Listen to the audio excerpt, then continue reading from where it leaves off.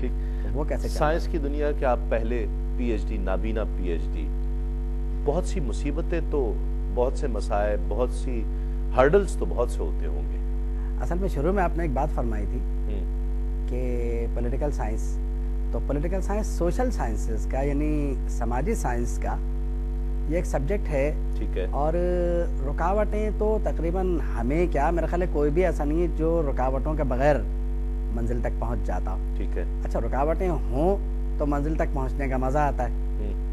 اب آپ بغیر رکاوٹ کے پہنچ گئے تو آپ کو مزہ نہیں آئے گا وہاں تک جانے کا. کیا بات، کیا بات. رکاوٹوں سے اصل میں چیز یاد رہتی ہے نا. آپ نے اسے کیسے لیا، اپنی اس حص کی محرومی کو کس طرح سے چیلنج کے طور پر لیا؟ نہیں تبھی آپ اتنے کامیاب ہوئے. نہیں، یہ تو لوگ کہتے ہیں نا حصے محرومی، وہ ہے نہیں اصل میں. اچھا. وہ کہیں اس لیے فیل نہیں ہوا کہ بچپن میں اصل میں ہوتا یہ ہے کہ اگر یہ تو آپ کے ایک ٹرم استعمال ہوتی ہے ریسورس پرسن. ٹھیک ہے. ریسورس پرسن اگر آپ کا ٹھیک ہے تو آپ کا سارا پروگرام بالکل ٹھیک چلے گا. ٹھیک ہے. اور اگر آپ کا ریسورس پرسن ٹھیک نہیں ہے تو باقی سارے معاملات خراب چلیں گے. جی ہاں. تو ریسورس پرسن کے طور پہ ڈاکٹر احمد قادری کا ذکر کرنا یہ بڑی ناشکری کی بات ہوگی.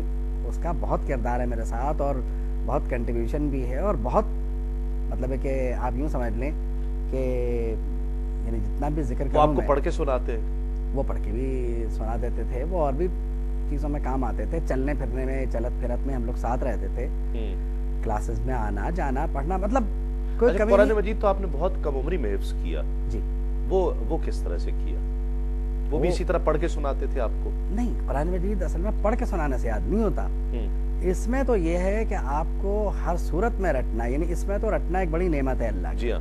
جی ہاں. کیونکہ ظاہر قرآن مجید کو بار بار دہرانے کا ثواب ہوتا ہے. ٹھیک ہے. اچھا بچہ جو ہے بچپن میں وہ سمجھتا نہیں ہے کہ میں کیا پڑھ رہا ہوں. بس اسے یہ پتا ہوتا ہے کہ بھائی استاد کا خوف ہے، یہ پڑھ لو، اسے یاد کر لو، یا یہ کہ اسے جلدی یاد کر لو، اس کے بعد دوسرا سبق ملے گا، یہ بھی لالچ رہتی ہے اس میں. ٹھیک ہے. پارہ ختم کر لو، اس کے بعد یہ ہو جائے گا. وہ جس درمیان آپ حفظ کر رہے ہوتے ہیں اگر تھوڑا سا شعور سے کام لیں تو وہ زمانہ، وہ موسم بڑا خوبصورت لگتا ہے اصل میں. کیا بات. تو قرآن مجید کے اسرار ہیں وہ اصل میں، برکات ہیں اس کی. یقیناً. پولیٹیکل سائنس کا انتخاب کیوں کیا؟ پولیٹیکل سائنس کا انتخاب بس میرے خیال ہو گیا اور بڑی خوشی سے کیا. جب پڑھنا شروع کیا تو لگا واقعی انتخاب ٹھیک ہے، اس لیے کہ بڑی نئی چیزیں، فلاسفی اور جیسے کہنا چاہیے کہ اپنے قرب جوار کے معاشرے سے واقفیت، مطلب یہ سب باتیں جو ہیں وہ دلچسپی پیدا کر دیتی ہیں چیزوں. ٹھیک ہے. آپ کی لائبریری جو ہے 20,000 سے زائد کتابیں ہیں وہاں پر. جی ماشاءاللہ. بہت کم لوگوں کی لائبریریز میں ایسی ہیں اس وقت کہ جس میں ہزاروں کتابیں موجود ہوں. یہ ذوق پڑھتے رہنے کا، مزید پڑھتے رہنے کا، ہر وقت علم حاصل کرتے رہنے کا، یہ کس طرح سے پیدا ہوتا ہے آج کی نوجوان نسل کو سامنے رکھتے ہوئے؟ بحیثیت مدرس بھی آپ کیا کہیں گے؟ اصل میں دیکھیے یہ جو کتابیں ہیں نا یہ کسی قوم کا اسلحہ ہوتی ہیں. آپ ہم تو غیر مسلح ہو گئے، اس کا مطلب ہے؟ نہیں، بات یہ نہیں ہے. بات یہ ہے کہ ہم اگر یہ فکری اسلحہ استعمال نہیں کریں گے تو پتہ نہیں ہم کہاں ہوں گے. ٹھیک ہے. تو یہ بہت ضروری ہے. اور کتابوں سے لگاؤ جو ہے، مجھے یاد ہے کہ بچپن میں سب سے پہلی کتاب جو میں نے خریدی تھی ہدیتاً وہ صحیح بخاری شریف تھی. واہ. اس زمانے میں پتہ بھی نہیں ہوتا تھا کہ صحیح بخاری کیا چیز ہے. ٹھیک ہے. لیکن بس یہ پتا تھا کہ یہ جناب رسالت صلی اللہ تعالیٰ علیہ وسلم کے اقوال افعال کا مجموعہ ہے. تو اس عقیدت کے تحت خریدی تھی کہ بس یہ کچھ نہیں، صحیح بخاری پڑھیں گے. اور پھر صحیح بخاری کا کچھ حصہ یاد بھی کیا، اسے یاد کرنا شروع کیا تھا میں نے باقاعدہ. پھر بس وہ وقت اور حالات. لیکن ہاں یہ ہے کہ وابستگی ان کتابوں سے الحمدللہ آج تک قائم ہے اور پڑھتے ہیں، دیکھتے ہیں. کیا وجہ ہے معاشرہ، آپ تو سماج پر بہت گہری نظر رکھتے ہیں، سماج یہ معاشرہ زوال کا شکار کیوں ہے؟ چلے مطالعے کو ہی لے لیجئے، مطالعے کی کمی بہت زیادہ، ہم کتابوں سے دور ہو گئے. آپ کے کہنے کے مطابق بہت اچھا جملہ آپ نے کہا کہ یہ ہمارا اسلحہ ہے. ہم کیوں غیر مسلح ہوتے جا رہے ہیں؟ اصل میں ہم غیر مسلح اس لیے ہوتے جا رہے ہیں، دیکھیے اب تو بڑی ایک بہت اچھی چیز یہ آئی ہے کہ آپ انٹرنیٹ پہ جائیے، جتنا مطالعہ آپ کو کرنا ہے آپ بڑے آرام سے کر سکتے ہیں. ٹھیک ہے. یعنی اب آپ کو کتاب خریدنے کی ضرورت بھی نہیں رہی، یہ بھی عذر نہیں رہا کہ مجھے کتاب خریدنی ہے. ٹھیک ہے. وہی کتاب آپ نیٹ پہ تلاش کیجئے، بہت آسان ہو گیا. بہت آسان ہے. اب سے زیادہ تو علم کبھی آسان نہیں تھا.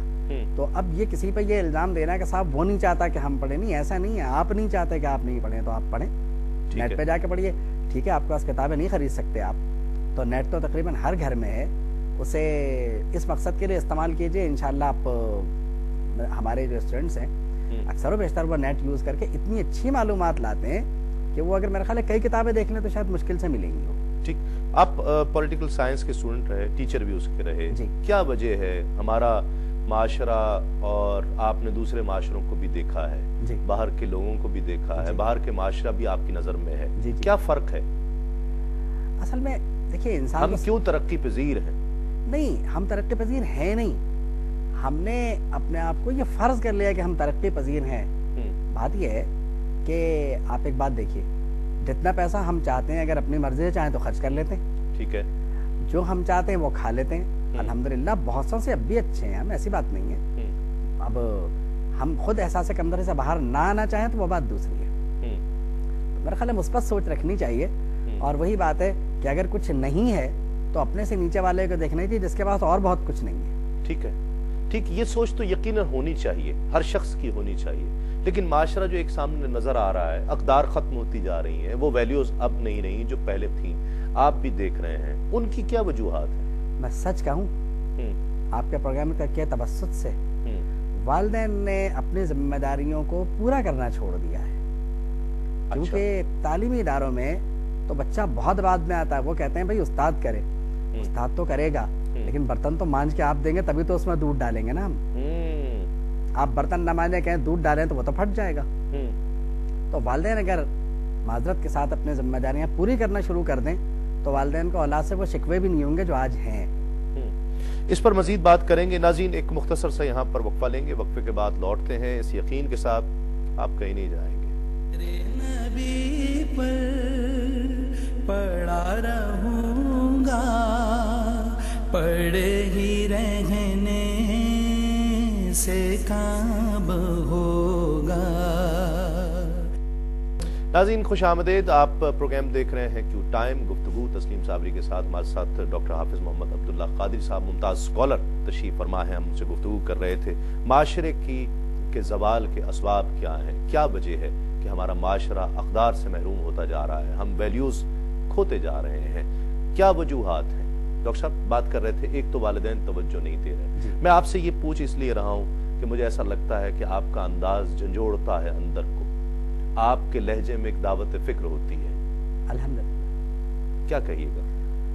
اصل میں عرض یہ ہے کہ ہم نے مولانا حالی کا ایک شعر پڑھا ہے جو قرآن مجید کی ایک آیت کے مفہوم کو سمجھ لیں آپ کے منظوم طور پر اس کی شرح کرتا ہے۔ ٹھیک ہے، اللہ فرماتا ہے کہ اللہ اس قوم کی حالت کو کبھی نہیں بدلتا جو خود میں اپنے طور پر تبدیلی لانا نہ چاہے۔ ٹھیک ہے، تو بات یہ ہے کہ ہم کسی کا انتظار نہ کریں، جو تبدیلی لانی ہے اپنے اندر وہ ہم خود لائیں، اور ہم خود دیکھیں، خود احتسابی کریں اپنی، اور ہم دیکھیں کہ ہم میں کیا کمی ہے۔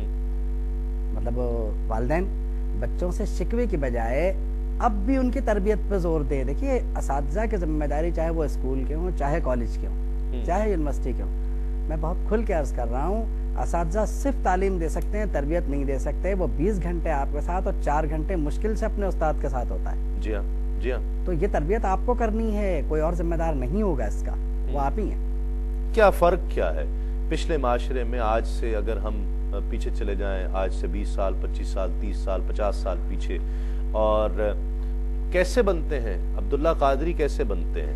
والدین کا کیا کنٹریبیوشن ہوتا ہے؟ ہاں نہیں، والدین کا کنٹریبیوشن تو دیکھیے بہت ہوتا ہے۔ ہوتا یہ ہے کہ آج جن بچوں سے ان کے والدین کو شکایت ہے، وہ اپنے والدین کو دیکھیں تو وہ صبح اٹھ کے قرآن مجید کی تلاوت کیا کرتے تھے اپنے گھروں میں، جن کی آوازیں سن سن کے ان کی آنکھیں کھلتی تھیں، اور اس طرح یہ قرآن مجید کے آیات سے مانوس ہو جاتے تھے۔ وہ خواتین جو آج ان بچوں کے نانیاں دادی ہیں، وہ جھاڑو دیتے دیتے، یعنی جھاڑو دیتے رہتی تھیں، کبھی نعت کے شعر گنگنا لیا،